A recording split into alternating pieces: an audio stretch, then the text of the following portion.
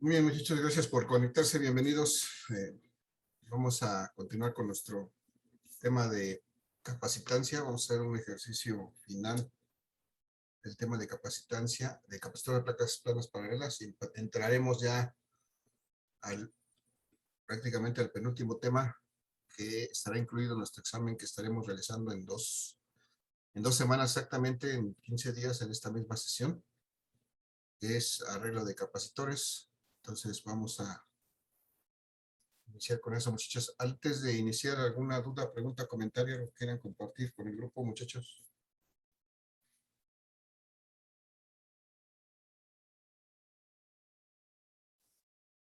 ¿No hay nada?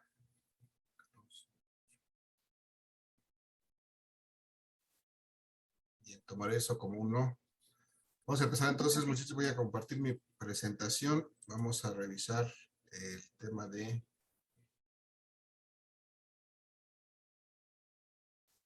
Esta es... Vamos a hacer un ejercicio adicional para...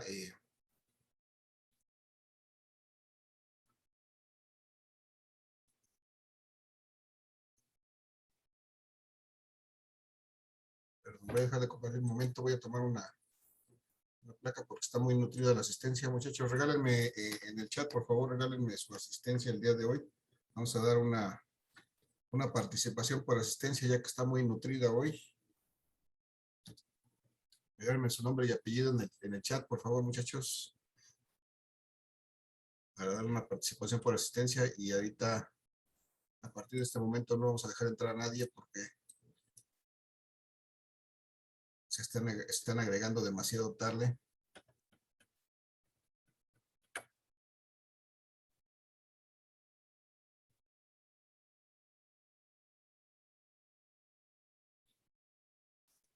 Y voy a compartir la presentación y ahorita continuamos trabajando con eso.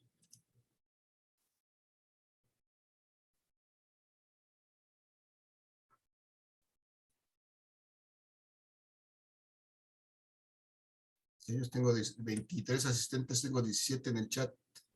¿Alguien tiene problemas para registrarse en el chat?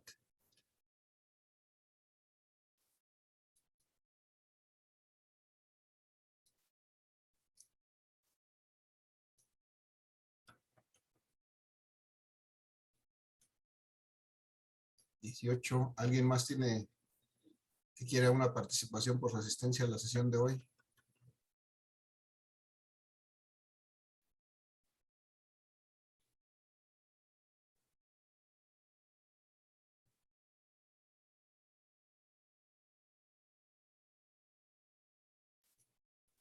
Bien.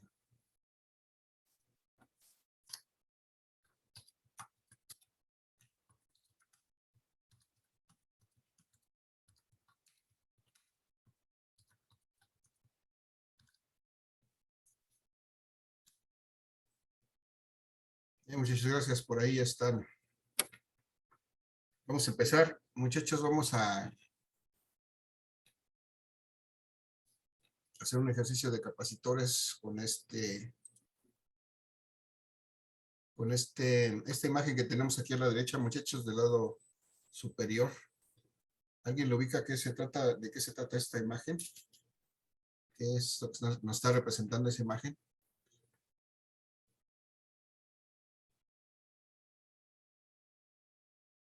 Muchachos, ¿sí me escuchan? ¿Sí hay alguien por ahí? Sí, profe. ¿Sí ubican qué es esta imagen? Son las luces de un carro. Luces interiores de un carro, ¿no? Yo supongo que han visto actualmente los carros cómo funcionan estas luces, ¿no? Bueno, tienen dos maneras de funcionar. Pueden ustedes prenderlas y apagarlas a voluntad. Y de manera normal pues digamos, prenden de manera automática cuando ustedes se suben al carro y cierran sus puertas. Y y después empiezan como a bajar su intensidad hasta que se apagan por completo. No sé si lo han visto, ¿alguien me puede comentar? Sí. Sí, profe. Más o menos así es el funcionamiento, ¿no? En una de las formas. Entonces, ese efecto de que una luz encienda en primera instancia con toda su intensidad y luego empiece a descender su intensidad hasta que se apague, pues puede ser logrado tal vez como una aplicación de estos capacitores. Es decir, un capacitor cargado, pues en principio te puede encender un foquito, una lamparita y empezar a descargarse hasta que finalmente se acaba de descargar y entonces deja de alimentar esa lamparita y entonces se apaga. Entonces, algo así pudiéramos ver como una aplicación práctica de este capacitor. Entonces, vamos a suponer que ese es el caso. Y vamos a hacer que este capacitor, que está formado por placas paralelas y una placa aislante, se comporta, bueno, lo usamos para alimentar esa lamparita del foco, perdón, ese foquito de la lámpara interna de un auto. Y entonces, pues por principio de cuentas tendremos que cargar este capacitor con la batería del coche. Muchachos, ¿alguien de ustedes sabe cuánto es el voltaje que proporciona la batería de un coche?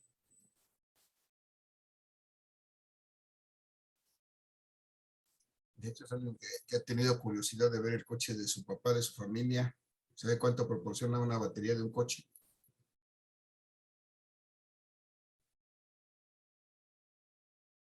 ¿No? Creo que era de 12. Son de 12 volts, efectivamente. Las baterías convencionales de los coches son de 12 volts. Efectivamente, entonces vamos a usar esos 12 volts para cargar este capacitor y luego, una vez que está cargado, por medio de algún interruptor de esos que tienen las puertas, pues hacemos que este capacitor alimente una lamparita. Este circulito con una X representa una lamparita que se enciende por aquí por medio de este interruptor cuando se cierra la puerta. Y entonces la energía que almacena este capacitor pues va a hacer que este foquito se prenda con esa característica que en principio va a tener una intensidad completa y después va a ir disminuyendo su intensidad hasta que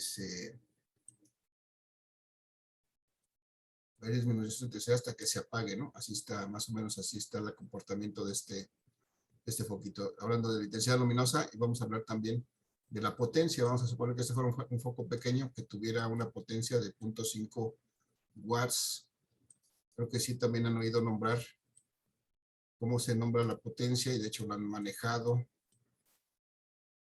La potencia mecánica, incluso la potencia eléctrica tiene las mismas unidades, son watts. Un poquito de 0.5 watts era una potencia adecuada para un foco de un automóvil. Y entonces, pues queremos que este efecto de aplicación de esta luz que enciende y se mantiene encendida hasta que se apaga, bueno, baja su intensidad hasta que se apaga, dura 5 segundos. Entonces, aquí la potencia que se despliega es esta, los 5 watts, hasta que termina en 0.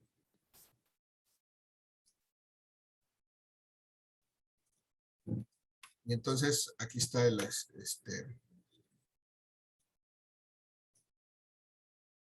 caso práctico, digamos.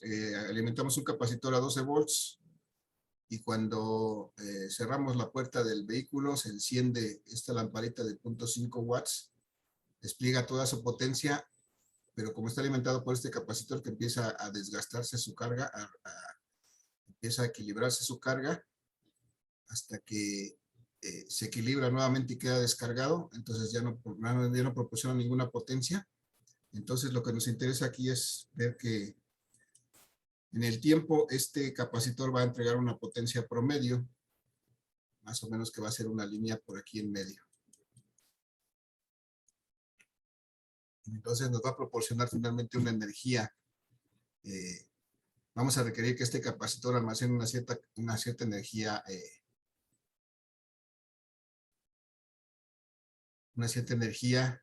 para mantener encendido este foquito durante esos 5 segundos. Entonces, muchachos, no sé si se acuerdan de su curso de física 2. en donde vieron el concepto de potencia y de energía. ¿Alguien se acuerda, muchachos, qué era, cómo estaba definida la potencia con respecto al tiempo? ¿A qué era igual la potencia?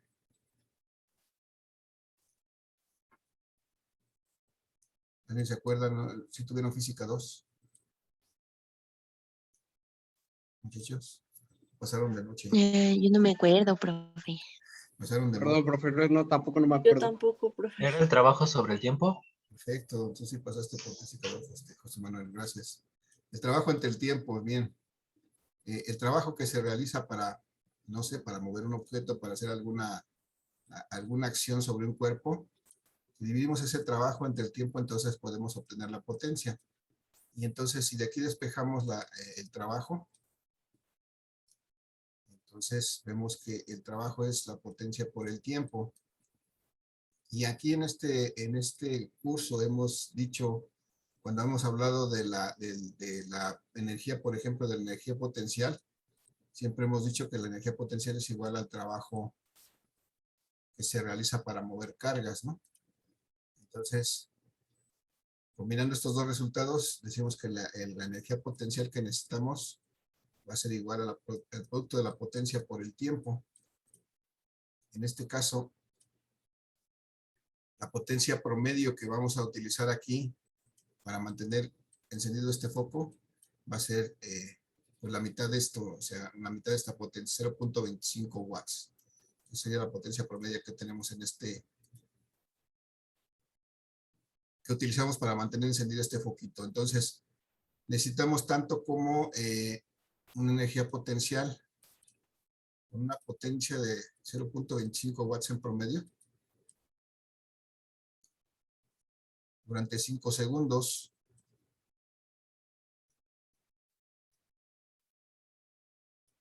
Y entonces, esto me da, ¿cuánto me da? 5 por 5, 25, 1.25, ¿no?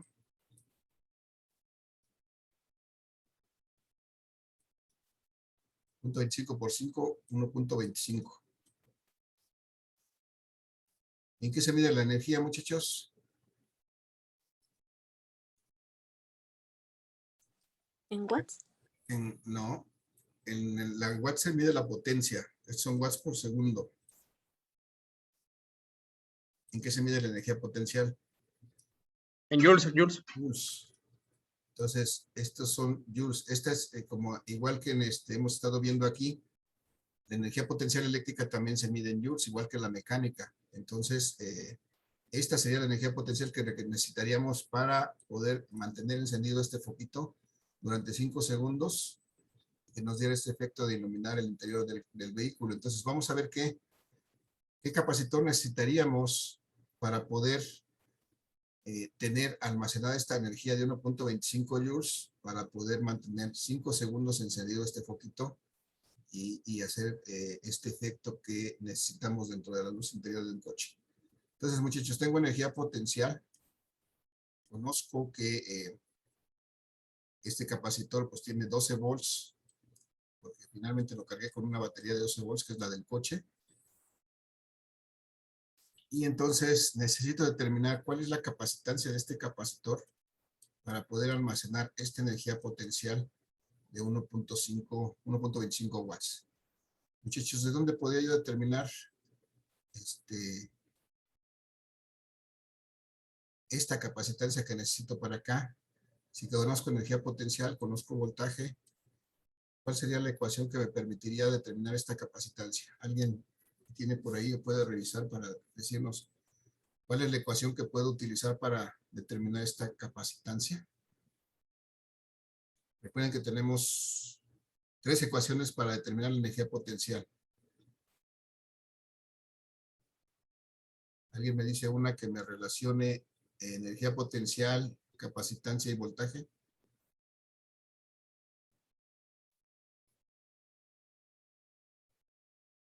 Sería energía potencial igual a capacitancia por voltaje al cuadrado sobre 2. Energía potencial es igual a capacitancia por voltaje al cuadrado sobre 2. Ok.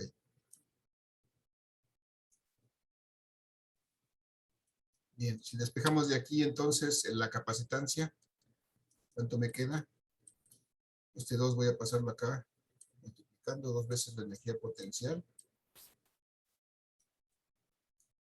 dividido entre el voltaje al cuadrado.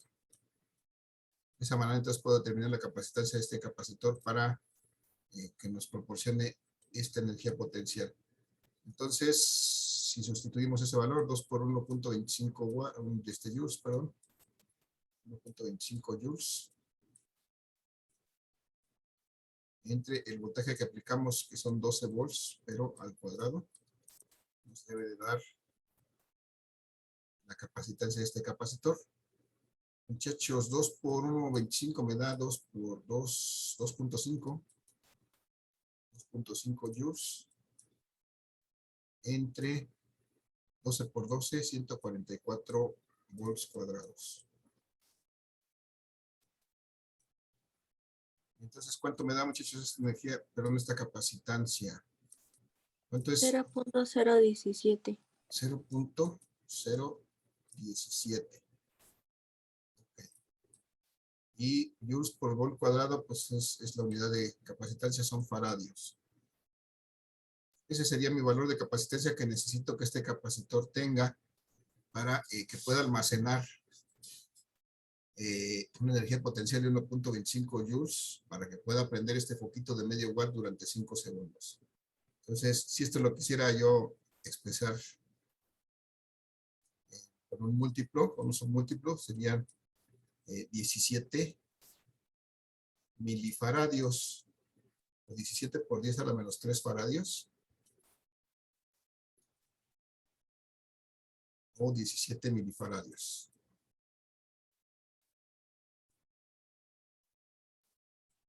Eso sería la capacitancia que debería tener este capacitor para poder hacer esta aplicación práctica. Bien, entonces, muchachos, vamos a ver ahora qué necesitamos para tener un capacitor que tenga esta capacitancia. Vamos a suponer que este capacitor tiene unas placas de una cierta área que no conocemos. Lo único que sabemos de este capacitor es que tiene un aislamiento, un dieléctrico hecho de este material que se llama Mylar.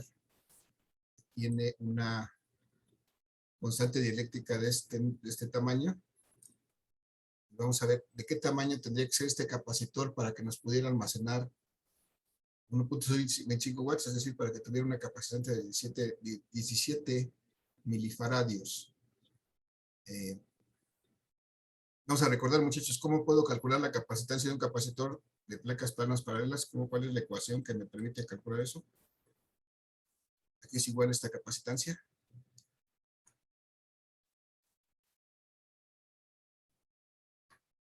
¿Alguien se acuerda de esta ecuación? Esa es la constante dieléctrica Ajá. por la permitividad absoluta del aire al vacío, Sí. por el área sobre la distancia. Ok, gracias. El área entre la distancia. Muy bien, José Carlos, gracias. Entonces vamos a decir que este capacitor está hecho de Mylar. El dieléctrico es Mylar, y este dieléctrico, este Mylar, tiene un espesor de 1 milímetro, una placa delgadita, digamos, es como si fuera un plastiquito delgado de 1 milímetro de espesor, y tiene una constante dieléctrica de 3.2, como lo vimos ahí en la tabla. Entonces, pues necesitamos de aquí determinar, por ejemplo, cuál es el área que tendría este capacitor. Digamos que la distancia, pues es precisamente el espesor de esta placa de Mylar. Su constante dieléctrica, pues aquí la tenemos, es 3.2, de acuerdo con esa tabla. La permitividad del aire vacío es una constante, entonces lo único que restaría es conocer cuál es la distancia, perdón, el área que tendría las placas de este capacitor para poder almacenar, para poder producir una capacitancia de este tamaño. Entonces vamos a despejar de esa ecuación, muchachos, el área. ¿Cómo me quedaría? ¿A qué sería igual la distancia de despejándola de esa ecuación? ¿Alguien me dice, me ayuda con este despeje?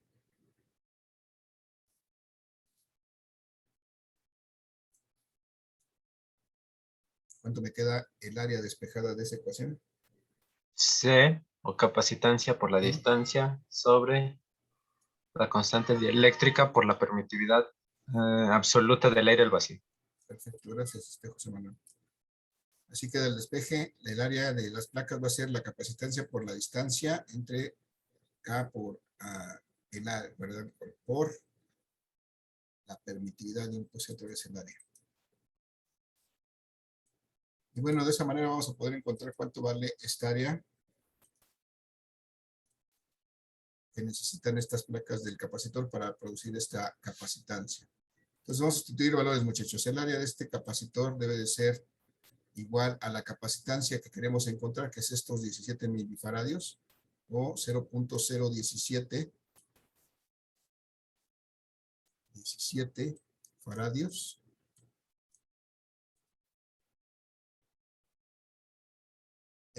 multiplicado por la distancia. ¿Cuánto es la distancia? Pues es el espesor de este mylar. De 1 milímetro. ¿Cómo lo expreso eso en metros? ¿Cuánto es expresado en metros? 1 por 10 a la menos 3. Bien, muchas gracias. 1 por 10 a la menos 3 metros, el espesor de 1 milímetro. Entonces voy a dividir entre la constante dieléctrica de este material, que es 3.2, multiplicado por la permitividad del aire vacío, que es una constante, y es 8.85 por 10 a la menos 12.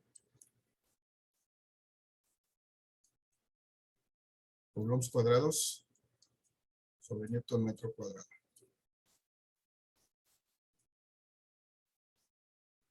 Bien, muchachos, ayúdenme con sus calculadoras. ¿Cuánto es? Ah, pues esto es lo mismo, ¿no? 1 por 17 por 10 por 0.017 me va a dar 0.017 por 10 a la menos 3.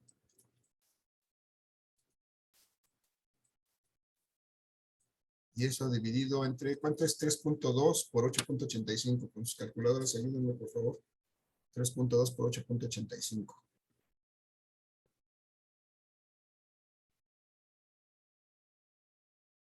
28.32. 28.32, ¿ok? 28.32 por 10 a la menos 12.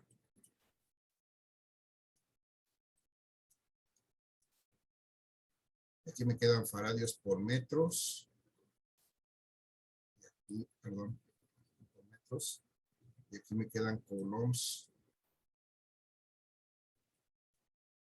por newton metro cuadrado.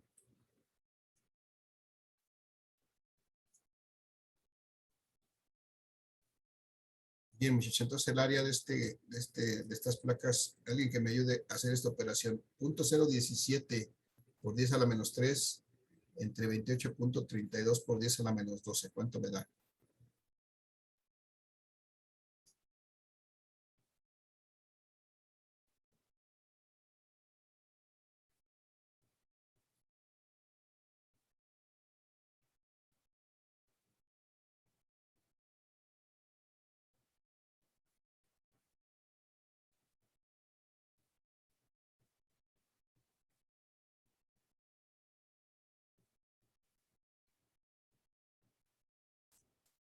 Es igual a 6.002 por 10 a la 5. 6.002 por 10 a la 5. Ok. Bueno, aquí tendríamos que hacer la dimensional. Y haciendo la dimensional vamos a ver que al final vamos a tener metros cuadrados. Ya no me detengo a hacer eso, pero vamos a ver que al final tenemos metros cuadrados. Ese va a ser el área de este capacitor. Vamos a quitar esta potencia de 10 para tener una idea real de cuánto es esta cantidad. Si yo quito esta potencia de 10, tengo que agregar 5 ceros, es decir, voy a tener 6, 0, 0, 2. Bueno, voy a agregar 2 ceros más para completar.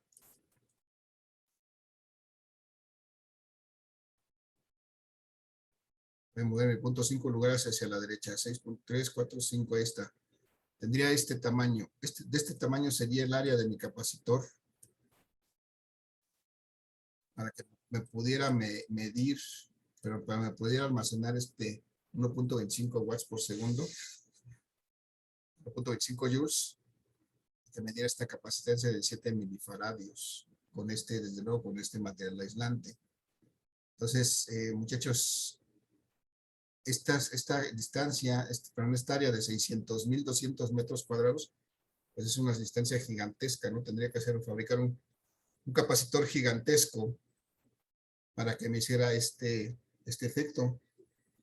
Entonces, tal vez no sería una aplicación práctica de este capacitor, o al menos de un capacitor de estas características con este material. Tal vez tendría yo que hacer alguna modificación en los parámetros para que pudiera yo reducir el tamaño de este capacitor y hacerlo de un tamaño pues fabricable, o de un tamaño que pudiera yo colocar dentro del vehículo y que me diera esta capacidad. O a lo mejor esa no sería una aplicación práctica del capacitor, a lo mejor tendríamos que usar algún otro elemento para hacer este efecto. Pero bueno, aquí lo que quiero que vean es que pues podemos determinar cualquiera de los parámetros a partir de otros. En este caso vemos que un capacitor de estas características pues es infabricable, no se puede fabricar. Y también en la vida real vemos que en la tienda, cuando nosotros vamos a la tienda de electrónica, no encontramos capacitores de cualquier capacitancia, de la que se nos ocurra pedir, no lo vamos a encontrar. Generalmente vamos a encontrar capacitores fabricados de manera estándar, con una cierta capacitancia, con un cierto valor, porque están fabricados con ciertas dimensiones, con ciertos materiales, y entonces eso permite fabricar capacitores de valores estándar. Y a lo mejor si tenemos una aplicación para estos capacitores, tenemos que hacer alguna otra cosa. No sé, muchachos, se me ocurre, si yo necesito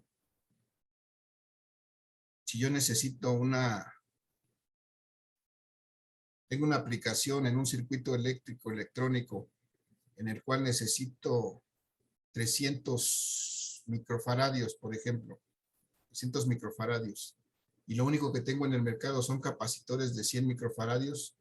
¿Qué puedo hacer en ese caso si nada más necesito 300 y tengo capacitores que manejan 100 solamente? ¿Qué se les ocurre que podemos hacer con ellos?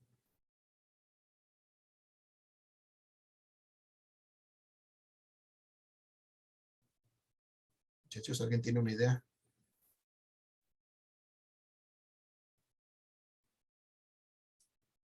¿Siguen ahí? Sí, ¿me podría? Los veo, pero no los escucho. ¿Podrías repetirme la pregunta? Decía yo que los fabricadores se manejan de manera estándar de ciertos valores. Supongo que en el mercado hay un capacitor en venta de 100 microfaradios, pero yo tengo una aplicación práctica para un circuito en el cual necesito 300 microfaradios, pero no hay capacitores de 300 microfaradios, solamente de 100. ¿Qué puedo hacer en ese caso? Es un circuito en serie, ¿no? Pues se pueden juntar tres. Se pueden juntar tres capacitores. 3 de 100, un circuito en serie. Ajá, bueno, esa podría ser una buena idea. Vamos a ver si efectivamente es en serie. A lo mejor habrá que conectarlos de otra manera.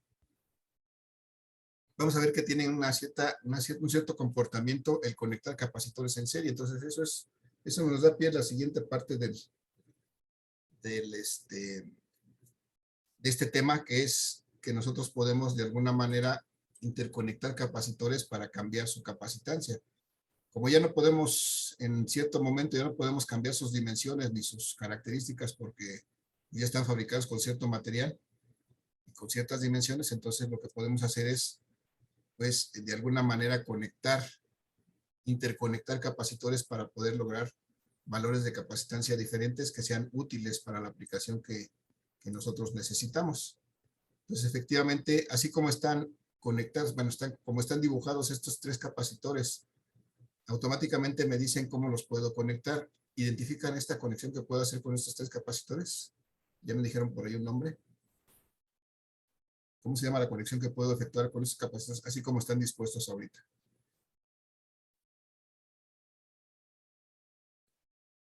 ejercicios ¿En serie? en serie, ¿sí?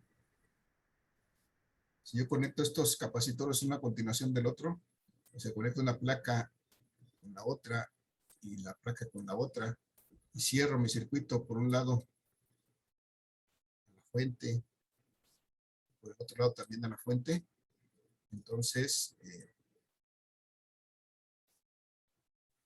puedo conectar estos capacitores efectivamente en una conexión que se llama serie. ¿Cuál es la característica de esta conexión serie? Pues que solamente hay un camino, una trayectoria que pueden seguir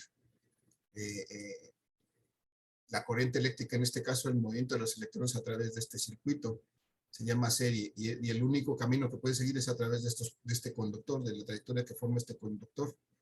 No hay otro camino por el que se puedan mover, no hay alternativas, solamente por ese. Pero resulta que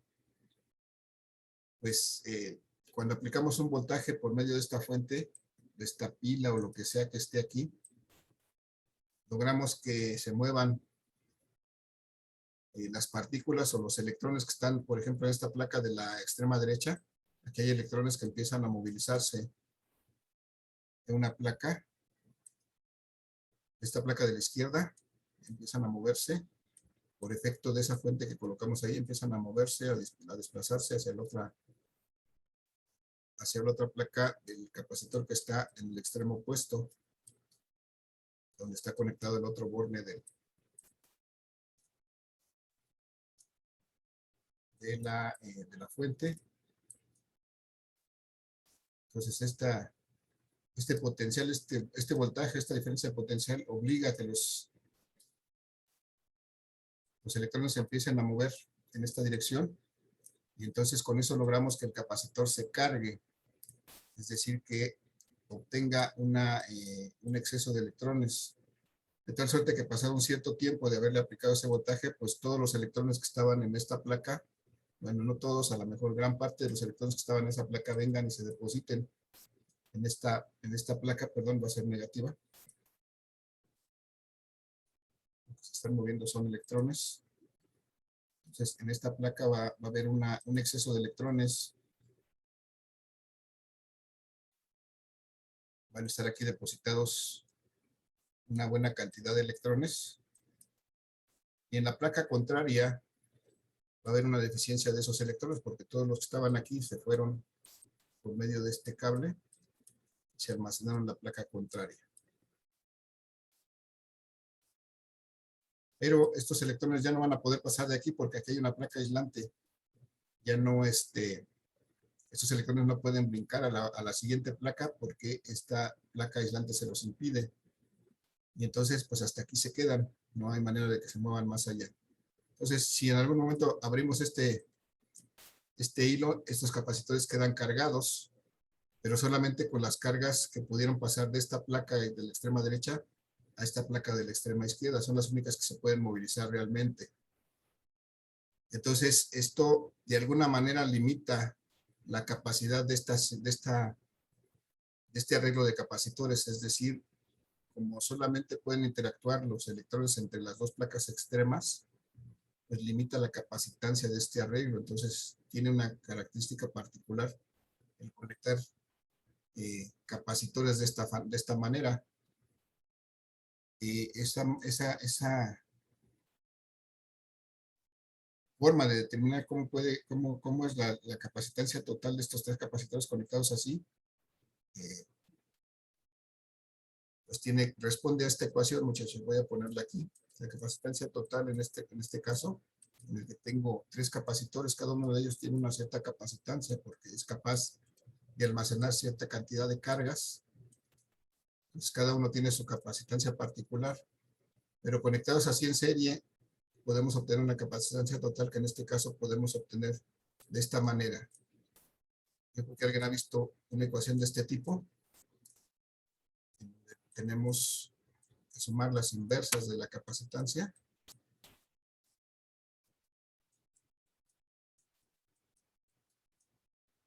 Entonces, de esta manera podremos determinar la capacitancia total de este capacitor, sacando la inversa de la suma de las inversas de cada capacitancia. Esto me da como resultado que la capacitancia total de este capacitor sea menor que la menor. Es decir, cuando hacemos ese tipo de operaciones, el resultado que obtenemos siempre es menor que el más pequeño de los datos que ponemos ahí. Entonces, este es el efecto que produce conectar capacitores en serie. La capacitancia disminuye, no aumenta como nos sugerían en principio, que podíamos conectarnos en serie para obtener 300. No es el caso. En este caso, podríamos usar esta conexión en serie para disminuir, a lo mejor si necesitamos no 100, sino 50, si tenemos capacitores de 100, necesitamos una aplicación de 50 microfaradios, por ejemplo, y solamente tenemos capacitores de 100, entonces tal vez la solución sería conectarlos en serie, porque eso nos permite bajar la capacitancia. Pero si la queremos aumentar, hay otro tipo de conexión que vamos a hablar más adelante. Entonces, este es el caso, este es el comportamiento de este capacitor. Muchachos, nos queda menos de un minuto. Nos vamos al receso de 2 minutos y nos reconectamos, por favor, para continuar con este tema. Los espero en 2 minutos, por favor.